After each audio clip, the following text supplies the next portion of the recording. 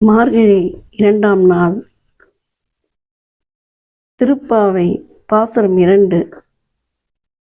வையத்து வாழ்விற்கால் நாமும் நம் பாவைக்கு செய்யும் கிளிசைகள் கேளீரோ. பார்க்கடல் பைய தூயென்ற பரமன் அடிப்படை நெய்யுண்ணோம் பாலுண்ணோம் நாட்காலே நீராடி மையிட்டெழுதும் மலரிட்டு நாம் முடிப்போம். செய்யாதன செய்வோம் தீக்குறளை சென்றோதும் ஐயமும் பிச்சையும் ஆந்தையும் கை காட்டி உய்யுமே என்று எண்ணி உகுந்தலேர் எம்பாவாய். இந்த பாடலுக்கு அழகான விளக்கம்.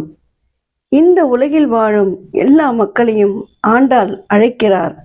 எல்லோரும் கேளுங்கள் என்பது போல் பொதுவான அழைப்பு.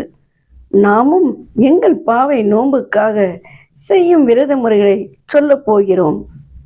பார்க்கடலில் அமைதியாக துயிலும் எல்லையற்ற கருணை உடைய இறைவனை நினைத்து அவனது திருவடிகளை பாடுகிறோம்.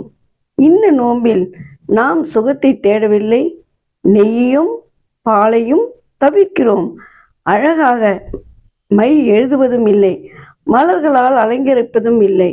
ஏனென்றால் இது உடலை அழகுபடுத்தும் நோன்பல்ல, மனதை புனிதமாக்கும் நோன்பு.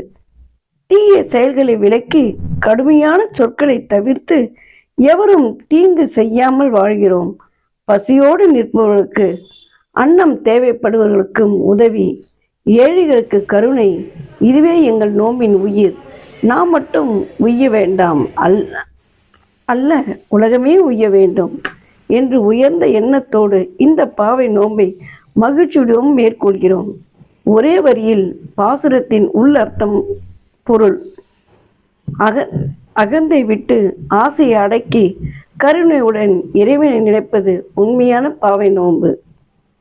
ஓம் நமோ நாராயணா.